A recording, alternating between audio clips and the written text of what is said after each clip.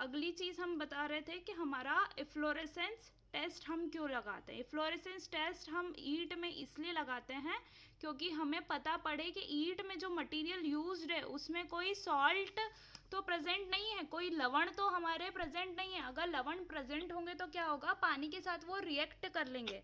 पानी के साथ अगर रिएक्ट करते हैं तो बेसिक सी बात है, हमारे प्लास्टर पे भी प्रभाव डालेंगे, दूसरी चीज़ हमारी पुट्टी पे प्रभाव डालेंगे, और तीसरी चीज़ हमारे पेंट पे प्रभाव डालेंगे।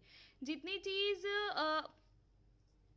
चीज़ लगी होंगी हमारी ब्रिक वॉल के ऊपर, उस पर ये प्रभाव डालेंगे। ठीक है, हमने 3 टेस्ट पढ़े थे। फिर अगली चीज़ ये होती है कि कौन कौन से what are the various field test applied on the bricks to जज द क्वालिटी ऑफ ब्रिक। ठीक है, ये चीज़ हो गई थी, ये मैं समझा चुकी थी। ठीक है, अगर फील्ड टेस्ट का क्वेश्चन आएगा तो मैंने आपको समझाया था कल की क्लास में कि कैसे फील्ड टेस्ट बताते हैं। तो ये वही लिखने का तरीका है। लिखने का तरीका हमको क्या करना है कि ये निम्नलिखित प्रकार के हमारे फील्ड टेस्ट होते हैं। पॉइंट डाल देना, यूनिफॉर्म इन साइज, मतलब उसका जो साइज होगा, उसका जो माप होगा वो एक जैसा होगा।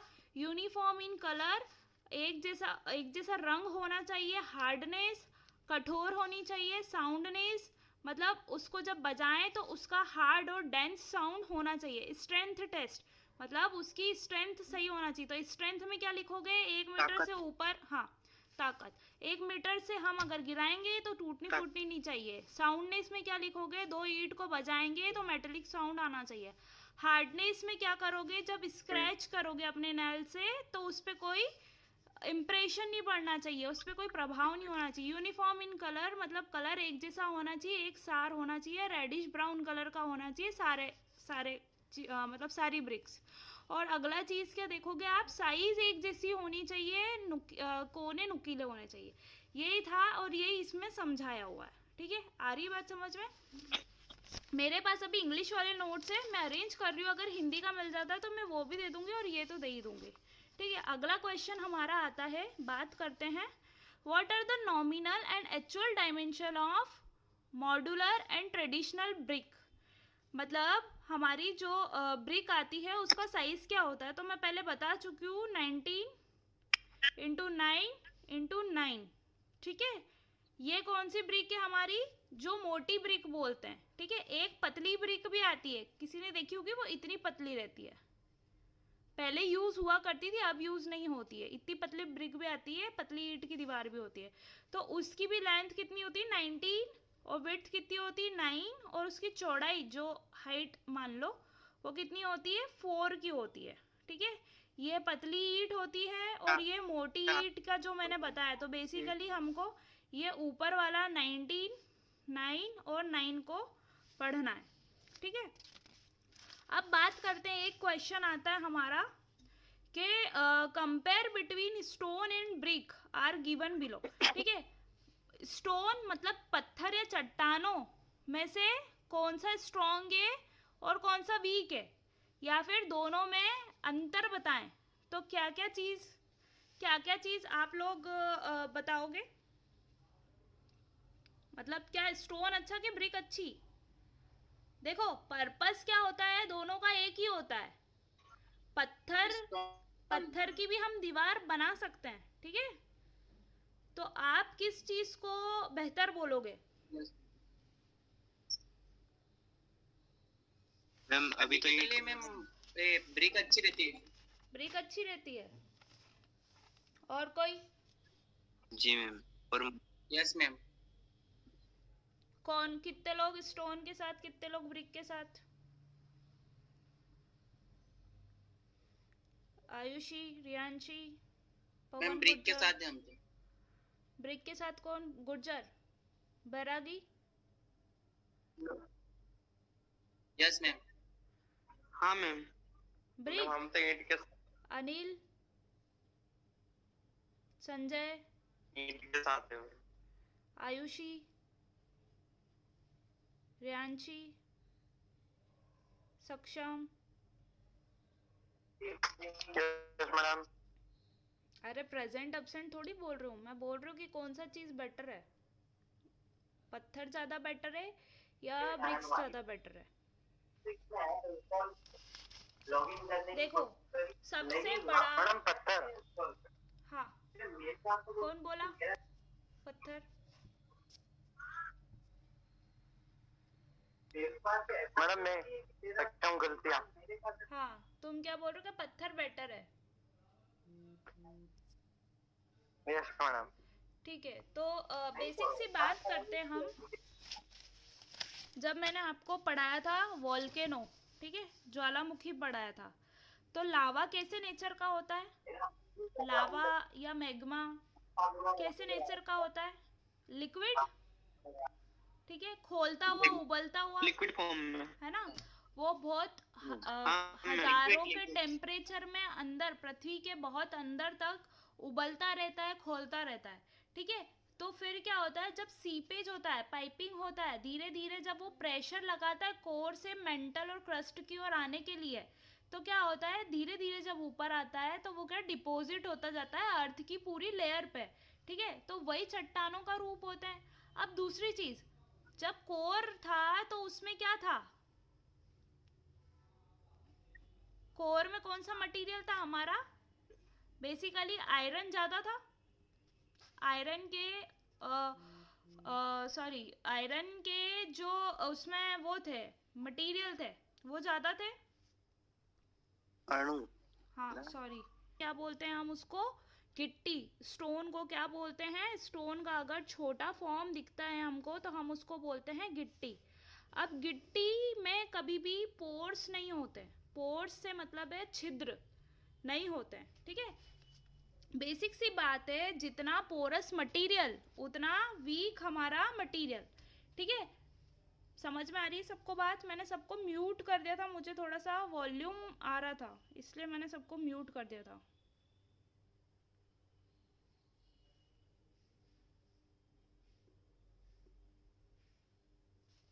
सबको आ रही है मेरी आवाज़? ठीक है। बेसिक सी बात है कि जब हमारा यस मैडम। कोर में जो मटेरियल था बेसिकली कौन सा था हमारा?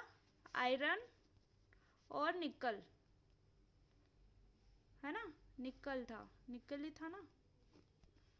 फिर जो हमारा मेंटल वाला पार्ट था अर्थ का, जहाँ पे आधा ठोस और आधा तरल वाला जो पार्ट था, जिसमें से हमारी चट्टानों का निर्माण होता है ठोस वाले पार्ट से, तो उसमें प्रेजेंट होते हैं हमारे एल्यूमिनियम, ठीक है, मैग्नीशियम, आयरन, ठीक है, और क्या प्रेजेंट होते हैं?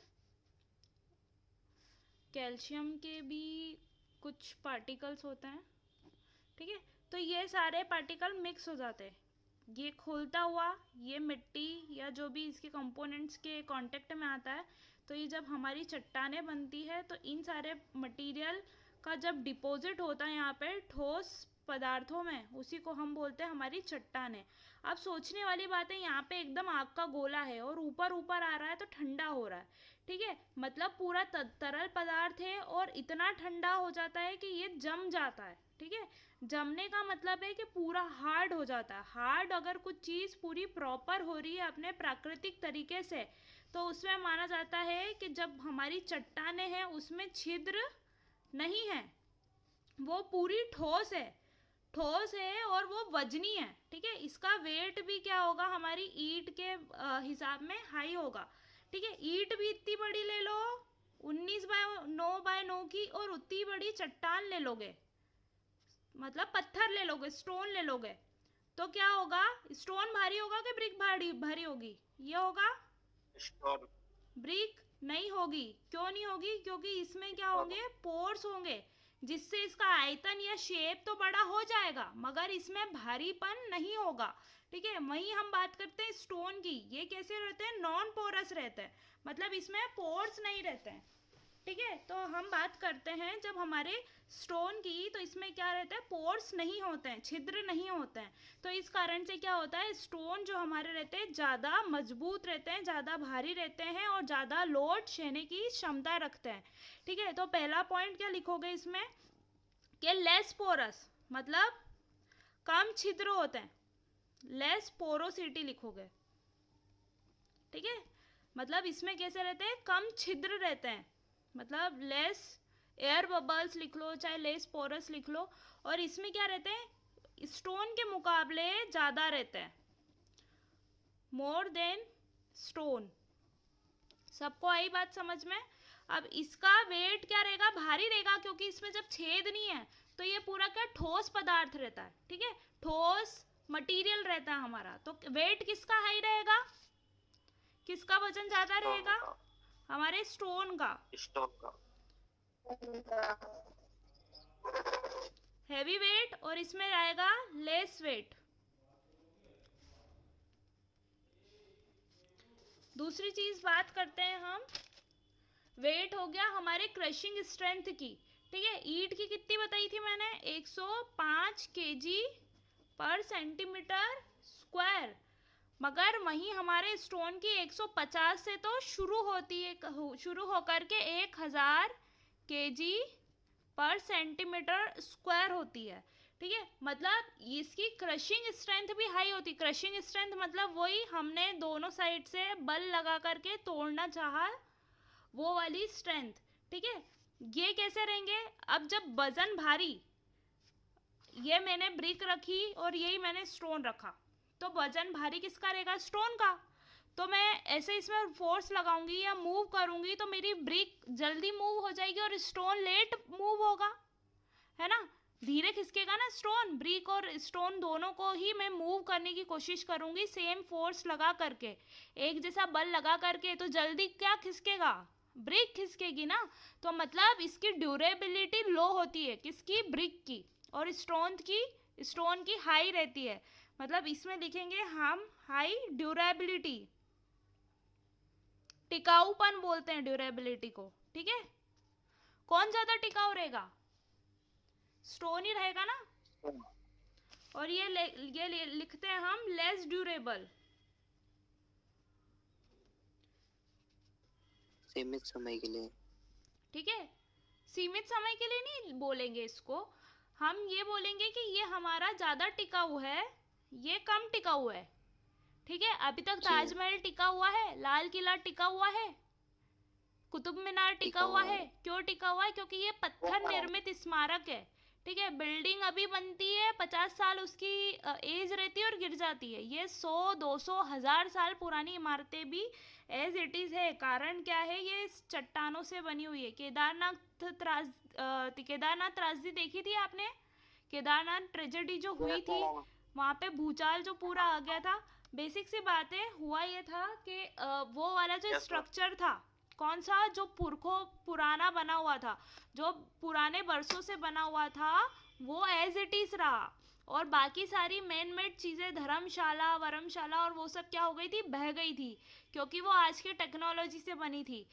डिफरेंस सिविल इंजीनियरिंग में यही रहता है, जो पुरानी चीज़ रहती है वो टिकाऊ रहती है। अभी कितने पुल ऐसे बह गए हैं जो अभी नए नए बने हैं, सुना है, जिनका सिर्फ उद्घाटन हुआ है, उनकी छत बह गई है, सिवनी में एक पुल बह गया जिसका उद्घाटन भी नहीं हुआ था, ठीक है, इनॉग्रेशन भी नहीं हुआ था, वो बह गया है बारिश में, समझ में आ रही है बात, और जो पुराना जो स्ट्रक्चर्स है वो एज इट इज टिके हुए। हमारा डिफरेंस ये होता है कि हम क्या बोलते हैं, फैक्टर ऑफ सेफ्टी, आपके सिविल इंजीनियरिंग में फैक्टर ऑफ सेफ्टी वाला एक टर्म हमेशा आपको यूज में आएगा,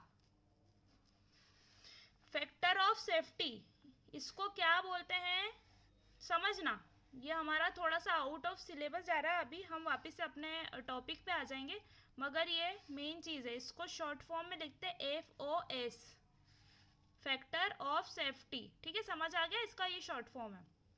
FOS इसका तिगना ले लेंगे। अब तुम बात कर रहे हो कि फैक्टर ऑफ सेफ्टी, मैडम आप बोले जा रही हो, 3 बार बोल दियो, बता तो रही नहीं हो कि होता क्या है। होता ये है कि ये मेरी ब्रिक है, ब्रिक का उदाहरण लेते हैं, ये मेरी ब्रिक है, ठीक है, इस पे मैं है ना 10 किलो का लोड लगा लूंगी, तब तक तो नहीं टूटेगा ये, है ना, और जैसे ही मैं इस पे लोड बढ़ा दूंगी, कैसे बढ़ा दूंगी, अगर इसका लोड मैं 20 किलो लगा दूंगी तो ये टूट जाएगा, तो इसका अल्टीमेट लोड कैपेसिटी कितना है, 10 किलो, और 10 किलो से मगर अगर मैंने 10 किलो .2 भी करा, 10 किलो .3 भी करा, आवाज आ रही है क्या मेरी?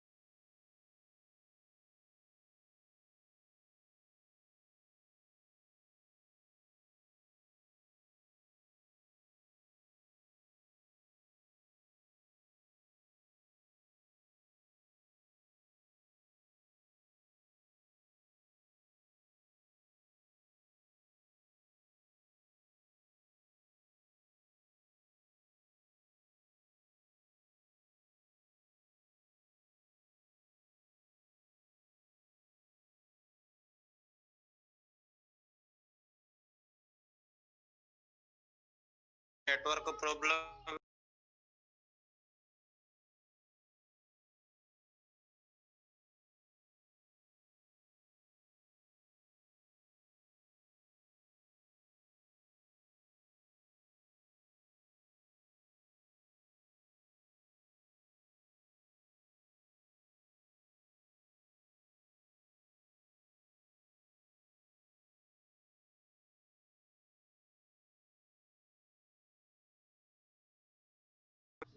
अब सुनो मेरी बात। क्या होता है, इसका उदाहरण लिया था कि मैंने अगर 10 किलो के वेट इस पे डाला है तब तो ये नहीं टूटेगा। ठीक है, अगर 10 किलो से 100 ग्राम भी मैंने ज़्यादा डाल दिया है तो ये टूट जाएगा। मतलब इसका अल्टीमेट लोड कैरिंग कैपेसिटी क्या हो गई है, 10 किलो। समझ रहे हो आप? जी मैम। है ना? जी मैम, समझ लोड रहा हूँ। कैरिंग कैपेसिटी मतलब ये कितनी बाहर सहने की क्षमता रखता है, 10 किलो। और अगर मैंने 100 ग्राम भी बढ़ा दिया तो ये क्या होगा, टूट जाएगा। ऐसे टूट गया। ठीक है, इसमें फ्रैक्चर पॉइंट आ गया। ठीक है, फ्रैक्चर पॉइंट आ गया। बेसिक सी बात है। फिर क्या होता है हमारा, हेलो,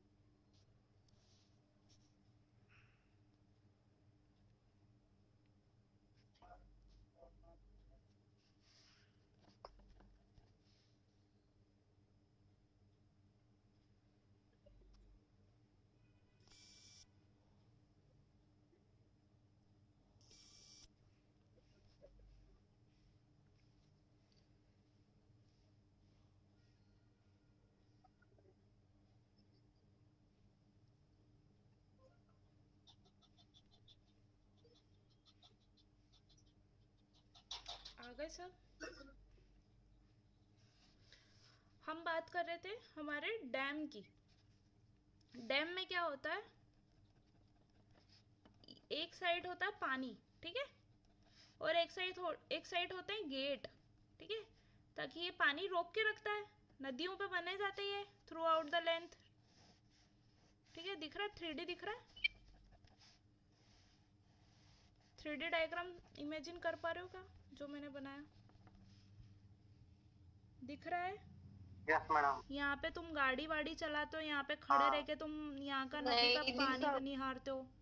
ठीक है, यहाँ से ऐसे गेट खुलते हैं तो यहाँ से ऐसे देखते हो कि कैसे पानी गिर रहा है ना? ऐसे होता है ना?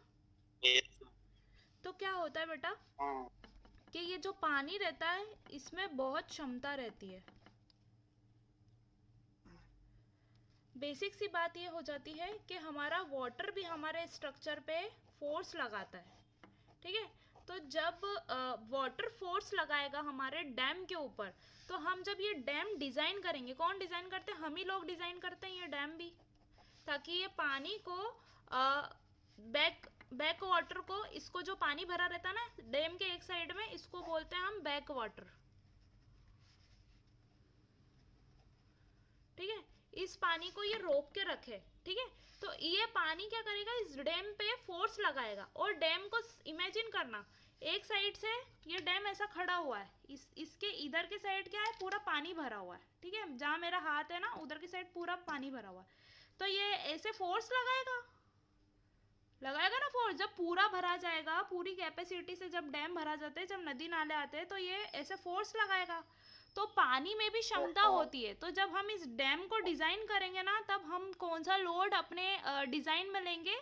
हम लोड लेंगे हमारा वाटर लोड। ठीक है, अगर ये वाटर, हमने इसको इतनी क्षमता वाला नहीं बनाया कि ये वाटर का लोड झेल सके, नहीं तो फिर ये डैम क्या होगा, हमारा ओवरटर्न हो जाएगा।